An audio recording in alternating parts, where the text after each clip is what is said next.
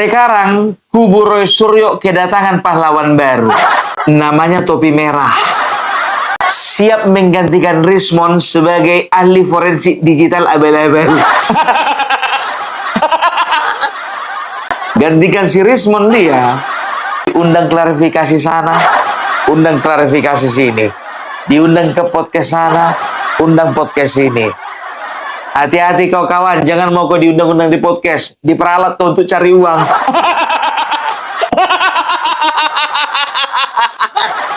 Itu penyakit podcaster biar tahu kalian. Dijadikan narasumber. Aku cuma mengingatkan aja.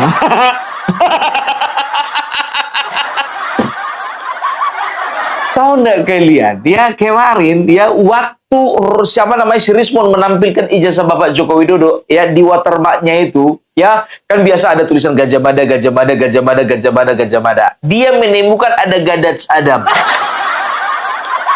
Itu lagi heboh itu biar tahu kalian. Kalau misalnya kalian nggak tonton itu berarti 2 hari ini kalian nggak nonton YouTube. Lagi heboh itu. Begitu ya. Nah diundanglah dia ya si Topi Merah ini ke podcastnya si Refli Harun kan begitu. Tapi sebelum melanjutkan podcast dia disclaimer dulu ya bahwasanya ya dia tidak memberikan pernyataan apa-apa. Dia hanya menemukan. Dia nggak berani bilang itu ijazah yang dibikin Rismond asli atau palsu. Aku masih ingat tahun lalu ya. Waktu itu kalau nggak salah satu profesor ya guru besar ya di salah satu universitas ya kemarin itu mengatakan bahwasanya ya ijazah Bapak Joko Widodo palsu ya dikatakan bahwasanya Bapak Joko Widodo itu tidak pernah lulus dari UGM kan begitu. Nah waktu itu yang mewawancari si Rismond nggak tahu entah kenapa, entah karena merasa bersalah, entah karena memang dia itu terseret-seret, akhirnya dia memberikan pernyataan permintaan maaf. Kan begitu? Nah, ternyata kata si Topi Merah ini, waktu itu lagi live si Refli Harun ya kan, pertama dibilang katanya itu hampir 100% itu AI, apa ELA, kan begitu ya. Melalui ELA, ya itu adalah editan, kan begitu. Nggak lama, nggak nyampe 10 menit, telepon lagi si Topi Merah. Bang Refli Harun minta maaf, ternyata itu video asli. Padahal Refli Harun udah bilang, ya jangan kita intimidasi. Seorang tokoh, seorang akademisi, sudah terbiasa diintimidasi di negeri ini. Pas ngobrol begitu kan, datang teleponnya si Topi Merah. Pak Refli Harun minta maaf, ternyata saya keliru. Lapet. Kok ganti itu nama channelmu jadi Topi Miring? Gak berani dia biar tahu kalian dengar. Misalkan punyanya si Rismond yang ada di Rakyat Bersuara itu kan kayak jelas banget kan, Universitas Gadjah Mada itu jelas banget gitu. Dari objek tepian objeknya itu jelas banget. Dan di sini kalian bisa lihat ini ada Mada, ada yang Adam gitu. Kalian bisa lihat di sini. Ada yang Mada, Universitas Gajah Adam gitu. Ini gue nggak bohong nih, ini Adam. A few moments later. Pertama disclaimer dulu ya Pak. Oke, disclaimer. Sebenarnya di sini yang memang yang pertama menemukan si Gadaj Adam itu kan saya. Tapi itu sebenarnya cuma buat lelucon aja sebenarnya. Kayak cuman buat nanti buat klik bait di dalam konten saya gitu. Nah, saya tuh sebenarnya nggak tahu apakah memang itu disengaja atau nggak tahu nih. Mungkin ada security atau apa gitu kan. Tapi yang paling penting adalah di dalam sebuah citra ada satu objek dan objek itu memiliki garis tepi. Garis tepi. Sorry, saya klarifikasi. Ya. Gadaj Adam itu ada atau enggak? Ada. Tapi saya nggak tahu apakah itu hasil AI atau hasil memang itu Lapet. Kau aja nggak tahu itu hasil AI atau apa. Mana kau mau menggantikan si Rismond? Tapi ahli digital forensik. Takut di biar tahu kalian kejadian masa lalu. Lebih bagus disclaimer dulu pikirnya kan. Kalau apa ya. Nah ini ya ada kawan ya yang mendapatkan data-data dari Roni Teguh dan juga dari Yosua Sinambela ya. Ternyata ya Gadaj Adam itu bukan hanya dijumpai di ijazah Bapak Joko Widodo, tapi juga dijumpai di ijazah teman-temannya. Roy Suryo, kau cek dulu, kau print dulu itu itu ijazahmu itu, kau cek, kau lihat dulu bagus-bagus, ada nggak tulisan Gadaj Adam? Alah, kita perhatikan. Pola lain seperti Gadaj Adam, maka itu tanda kuat bahwa dokumen tersebut asli. Kita akan buktikan sebentar teman-teman tentang bagaimana verifikasi mudah dan cepat di mana petugas atau siapapun mampu melakukan pengecekan keaslian ijazah tersebut hanya dengan memutar ijazah, mengubah arah datangnya cahaya, kemudian jika teks berubah dari Gajah Mada menjadi pola lain seperti Gadaj Adam, maka tanda kuat bahwa dokumen tersebut asli.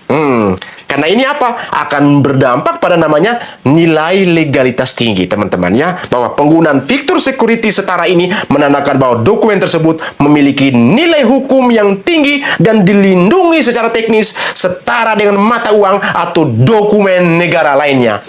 Toh, apakah Anda bisa bantah ini, Mas Roy? Nah, kita akan tunjukkan ini seperti yang dijelaskan ini. Kita ke file PDF, teman-teman. Oke teman-teman, perhatikan ke layar. Ini file PDF yang saya dapatkan dari Dr. Roni Teguh, juga dikirimkan oleh Rismon, dan sebelumnya Dr. Roni Teguh sudah berdiskusi dengan Pak Joshua Sinambela ya.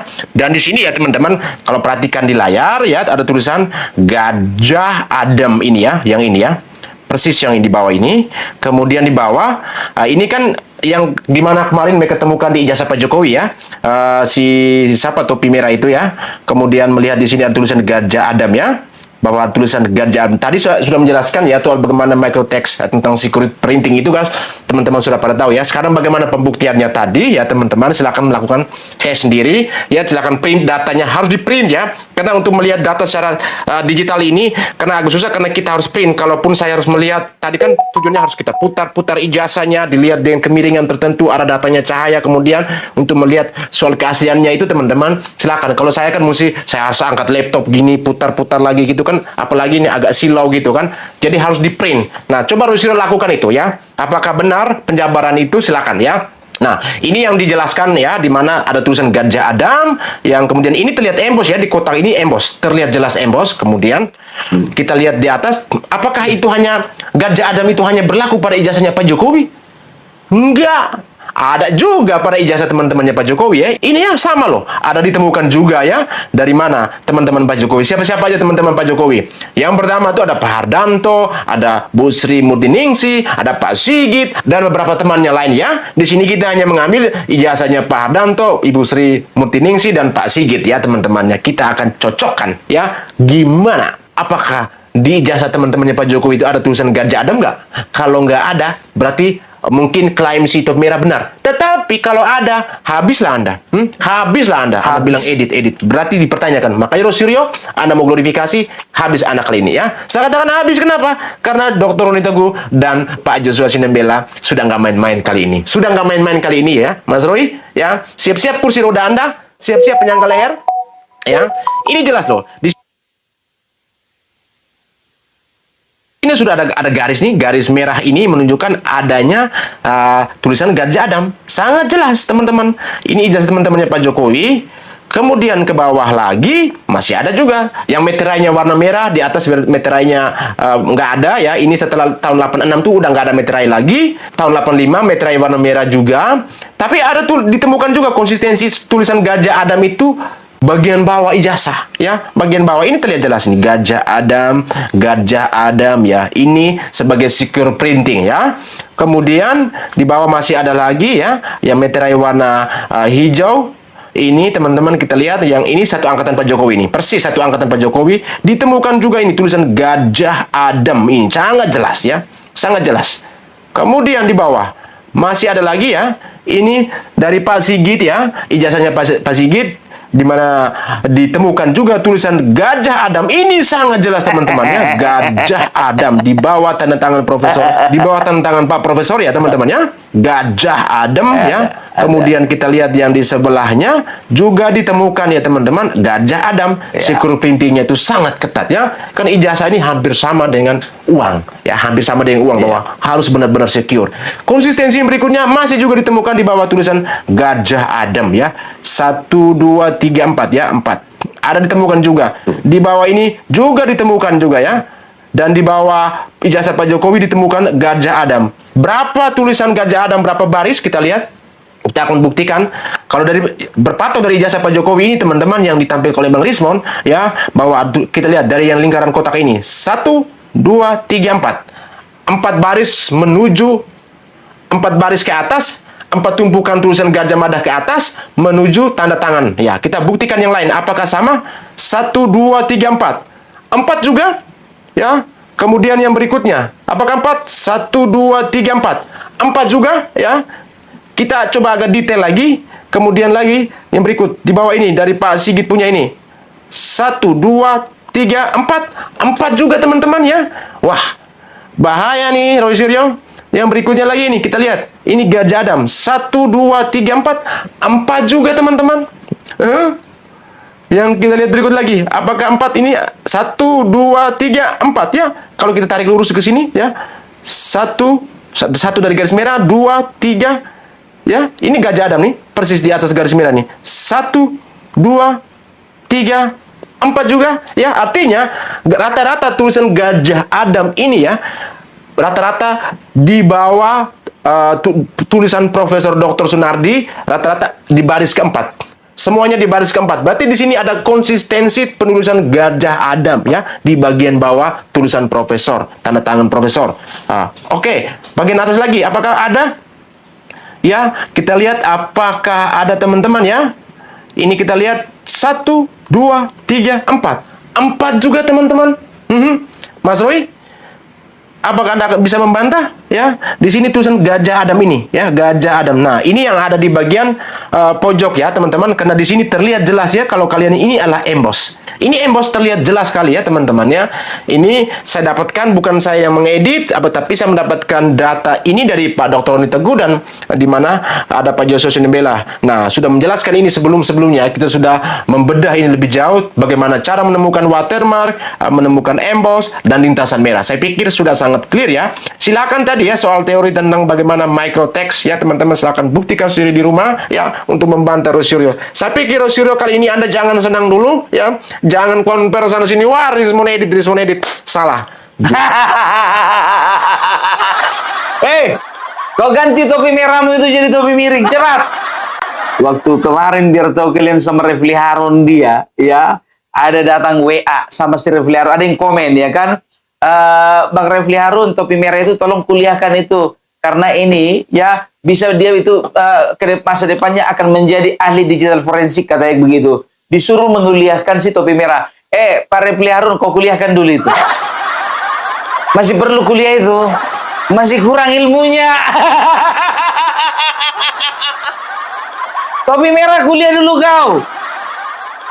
Aku tonton soalnya kemarin biar tahu kalian, ya kan, podcastnya si Refli Harun sama si topi merah ini. Ada yang nyuruh dia kuliah. Makanya aku bilang, Refli Harun, kau kuliahkan dulu itu. Biar pandai dia dulu itu. Paling nggak dikit aja pun.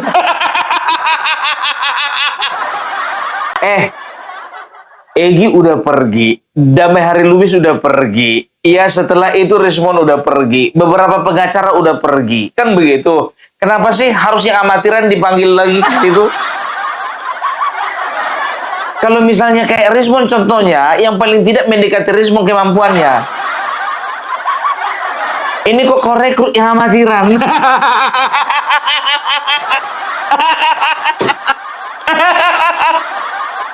Kemarin begitu juga, menurut Ella, ya, ini surat ini adalah apa namanya?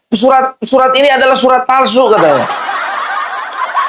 Begitu apa namanya, begitu dapat konfirmasi, dia mungkin nontonnya video entah dari mana kan begitu. Pak Refli Harun minta maaf, ternyata itu asli pernyataannya. Kalah apa? Apa enggak ada orang lain yang bisa kalian rekrut yang lebih profesional? Yang amatiran direkrut. Contohnya yang kalian perlu rekrut itu contohnya ya, kalau di YouTube Nusantara ya, banyak yang ahli-ahli begituan, banyak, sangat banyak sekali. Yang pertama Vicky Himpong, yang kedua R. Mahmud, yang ketiga ada Jamie Swilo. Jadi kalau untuk urusan dokumen yang kayak gini-gini, biar tahu kalian ya, yang paling jago di antara kami ini 3 orang ini ya. Vicky Himpong, A.R. Mahmud, sama Jimmy Swilo.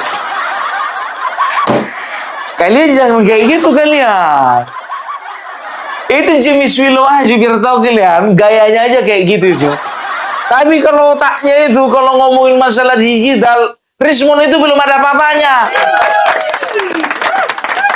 AR Mahmud begitu juga, Vicky Himpong begitu juga, nggak ada apa-apanya ya kalian. Cuman ini semuanya ini ya nggak terlalu mau mengangkat itu ke permukaan, kan begitu? Karena apa? Nggak ada gunanya. Karena nanti dibantah, kan begitu. Akhirnya apa? Capek sendiri. Makanya Jimmy Swilo itu nggak mau menunjukkan kemampuannya karena apa? Takut dia nanti capek sendiri. Itu dia aku bilang.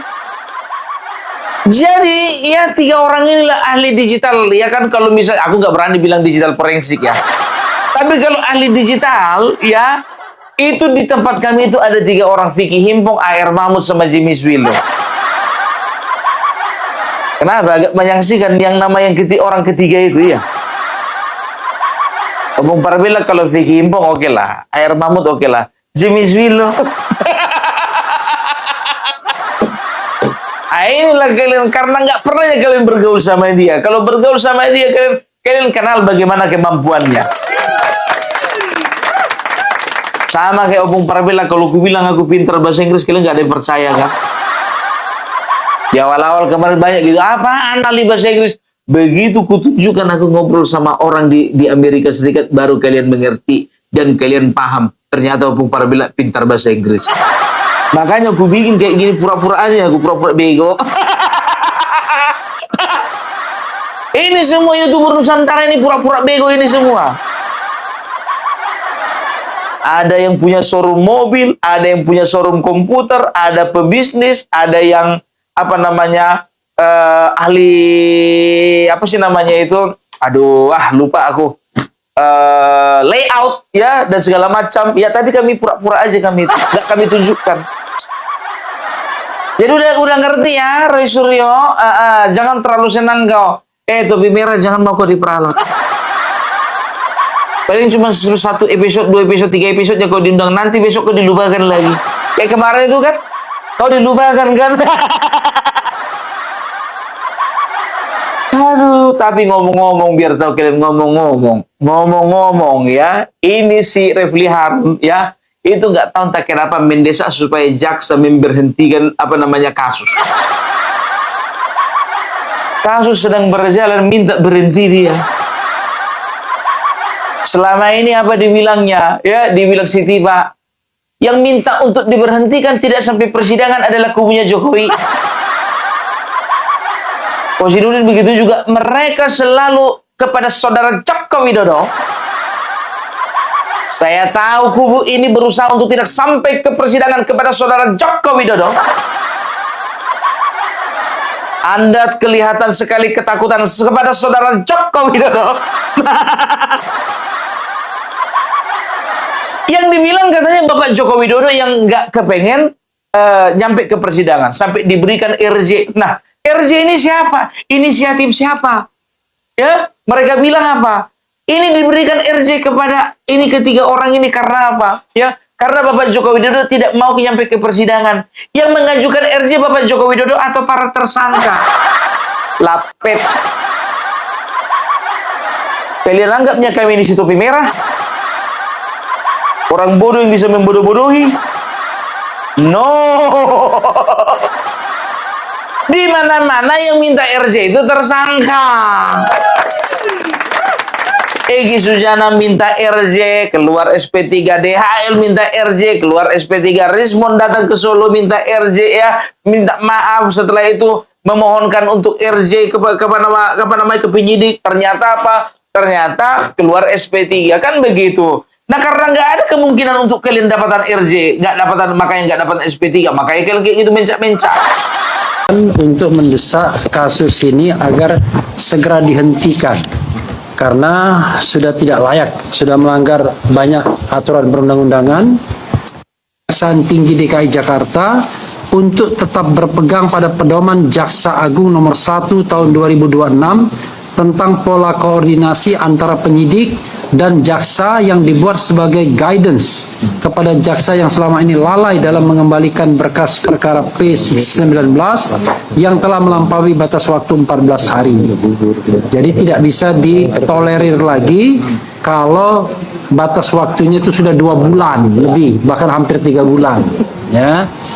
Yang kedua, kami meminta kepada jaksa pada Kejaksaan Tinggi DKI Jakarta agar segera mengembalikan berkas perkara dan SPDP surat perintah dimulainya penyidikan karena telah melanggar ketentuan hukum acara tanpa perlu memeriksa aspek-aspek material dari berkas P19 yang dikembalikan ke jaksa.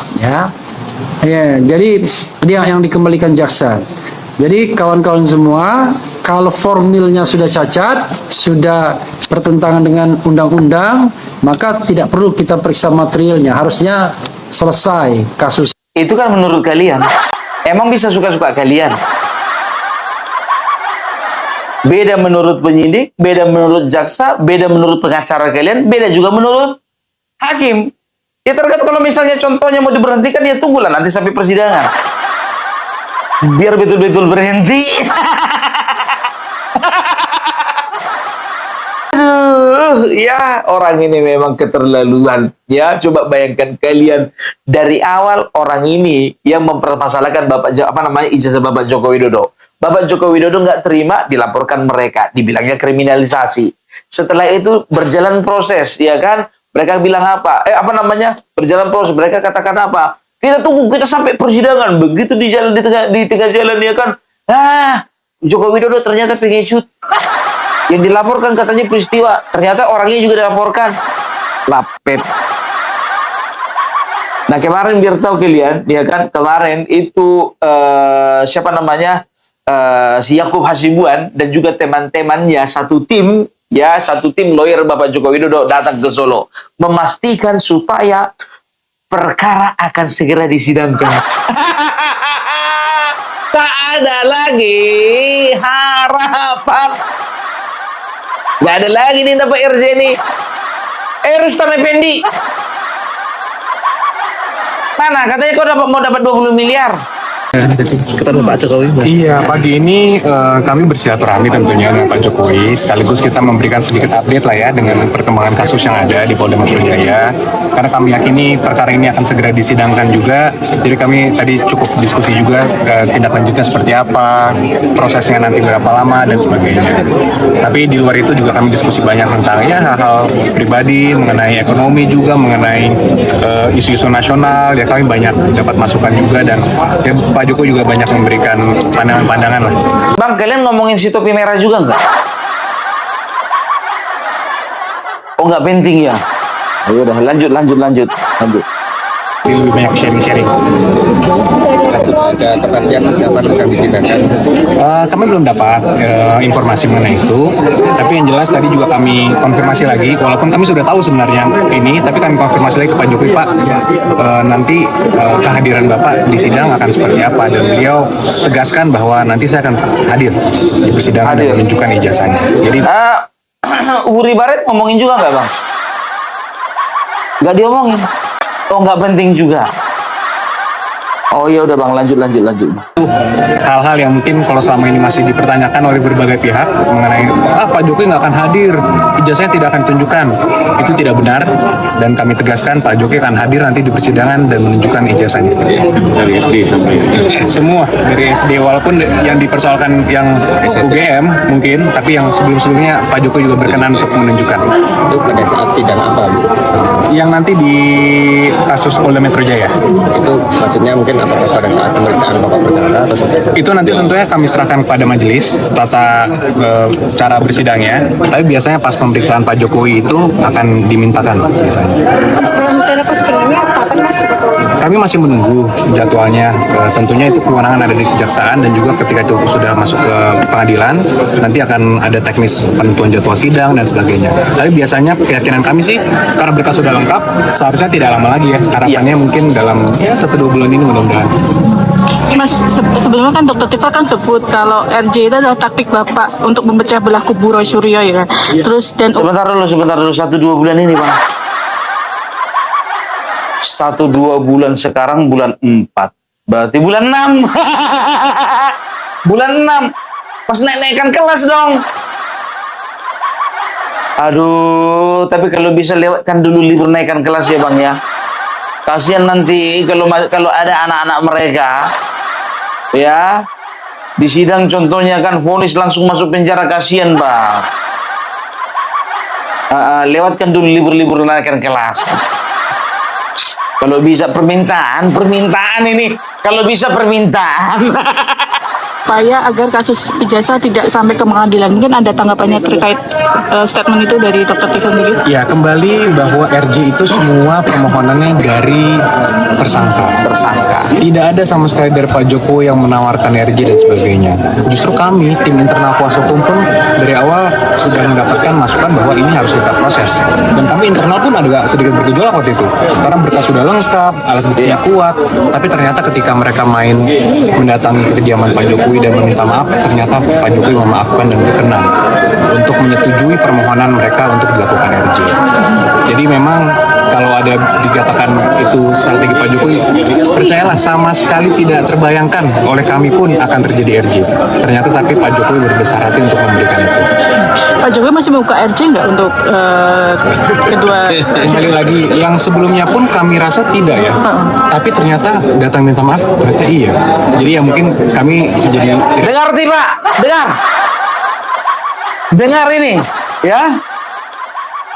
Kuasa hukum Bapak Joko Widodo pun juga tidak pernah menyangka bahwasanya RJ akan diberikan kepada si Rismon, kan begitu. Ternyata masih ada harapanmu Tifa, masih ada harapan. Ayo Tifa, RJ, segera. Masih ada harapan ini. Sedangkan kuasa hukum Bapak Joko Widodo pun kemarin sudah optimis bahwasanya Rismon nggak akan dikasih RJ. Ternyata dikasih. Masih ada loh Tifa. Ayolah. Selamat tinggal kekasih gelapku,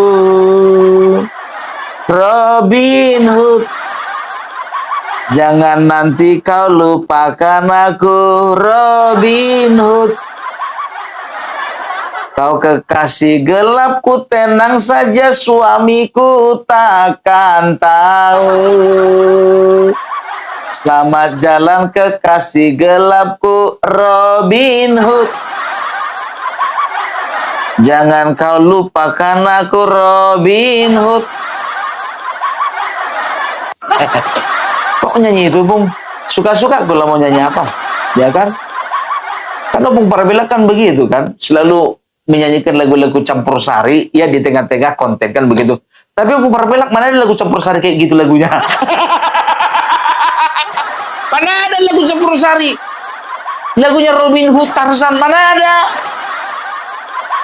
Saya berbicara nih sekarang, kira-kira seperti apa? Ya kita lihat lah. Terus ini kan prosesnya juga memakan waktu agak lama. Apa yang mungkin menjadi faktor kenapa sampai memakan waktu? Iya, kalau lama atau tidak menurut saya agak subjektif. Karena begini, jumlah alat buktinya sangat banyak, saksinya banyak, barang buktinya banyak. Dan kami yakin bahwa penyidik sudah melakukan upaya terbaiknya. Dan ternyata ada juga sekarang campur tangan kan dari kejaksaan, karena ntar akan dilimpahkan dan akan disidangkan kan oleh penyidik umum nanti jaksa. Jadi akan bolak-balik pemberkasan dan sebagainya. Kami rasa sih masih cukup wajar ya. Dan kami malah pede dengan ini agak sedikit lama. Mungkin menurut beberapa orang berarti berkasnya nanti akan makin luar biasa mantapnya, sehingga di persidangan pembuktiannya tidak akan menjadi sangat sulit lah. Ada pesan-pesan dari Pak Jokowi untuk tim hukum? Secara umum nggak ada ya, hanya ya mungkin kita terus saja jalan terus. Tentunya karena kita yakini dari awal secara objektif dari sisi hukumnya kami yakini kuat. Mudah-mudahan semua dilancarkan aja. Surya dan Tifa kan mau minta berhenti kasus ini, seperti apa? Kalau minta berhenti kan bukan ke kami ya. Minta berhenti tentunya salah satu bisa mengajukan RJ. Kalau ke penyidik itu pun belum tentu disetujui. Tapi tentunya semua tindakan mereka itu kan harus dipertanggungjawabkan secara hukum. Dan kami sudah berkali-kali dulu meminta untuk dilakukan klarifikasi. Tolong ditarik omongannya karena hal yang disampaikan mengenai fitnah ijazah Pak Jokowi tidak benar. Ternyata tidak juga.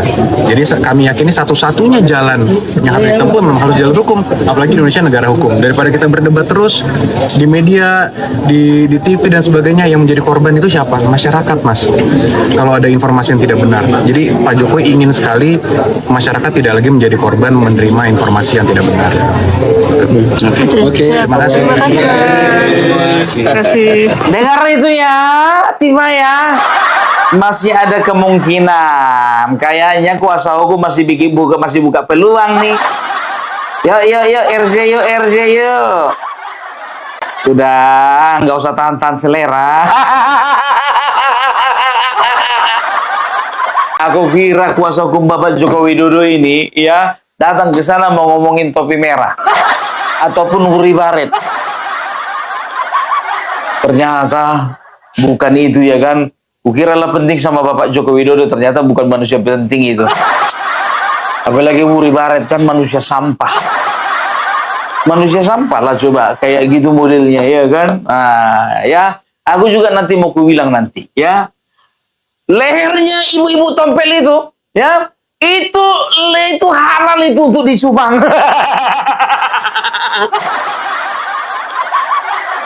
Ibu-ibu tompel, lehermu itu halal untuk dicupang.